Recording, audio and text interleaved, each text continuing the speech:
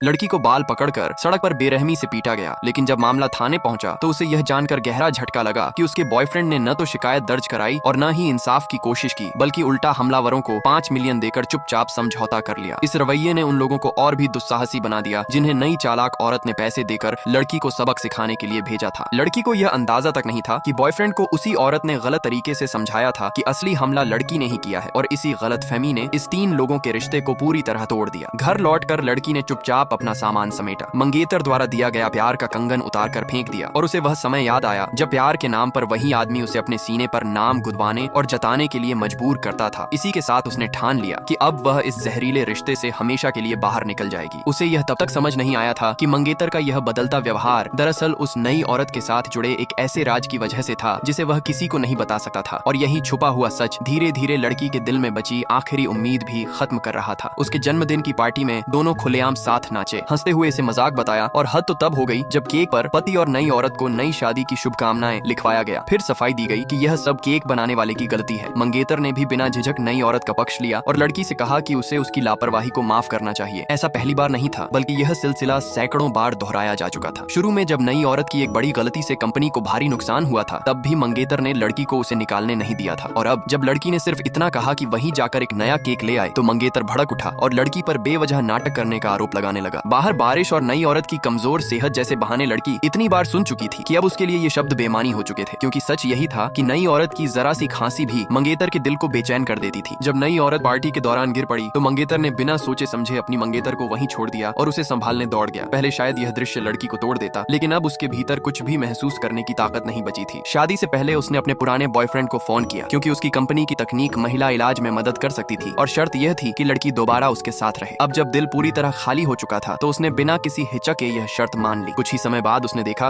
कि मंगेतर और नई औरत मिलकर DIY केक बना रहे हैं और बेशर्मी से उसे कंपनी के ग्रुप में साझा कर रहे हैं, जो साफ तौर पर उसका सार्वजनिक अपमान था। ऊपर से नई औरत ने निजी संदेश भेजकर तंज कसा कि यह केक सिर्फ उसके और टिंगशिंग के लिए काफी है, जिससे लड़की के मन में बची खुची कड़वाहट भी जम गई। पहली बार मंगेतर को तब असहजता हुई जब उसने देखा कि लड़की ने अपने सीने से उसका नाम धो दिया है। वह गुस्से में चिल्लाया कि शादी के दिन यह दिखना चाहिए था ताकि सब जाने कि वह उसी की है, लेकिन लड़की को उसकी यह जहरीली अधिकार भावना खोखली लगी, क्योंकि वही आदमी हर पल किसी और औरत को तरजीह देता रहा था।